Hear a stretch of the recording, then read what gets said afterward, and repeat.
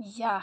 The the other thing I feel really strongly about is we learn when we're ready.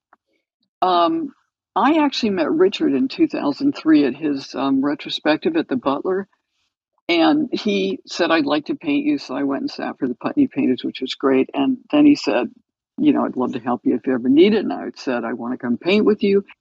He said, "Come paint with us when we paint outside in the spring," and I did, and that was the start of my relationship, which is probably in 2004 with the Putney Painters, but Richard wanted us to paint with him. He didn't want us to come there to be taught, although he couldn't help himself from walking around and helping us. Yeah. Or he'd do a demo. And I think I'd been there probably 8 years off and on because at first I commuted from Naples, Florida, then from Tucson. I'd go back and spend, I would go back when they'd have 2 Putney Painters back to back or 2 weeks. I'd go back and get as many as I could.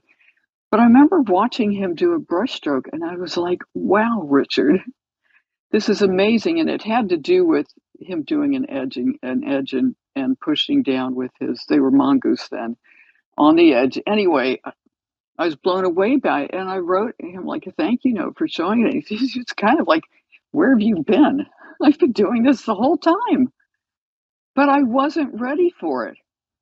So even in reading the books, we read something or watch someone and suddenly it resonates because we've gotten enough, um, input or knowledge that we can suddenly understand something Yeah.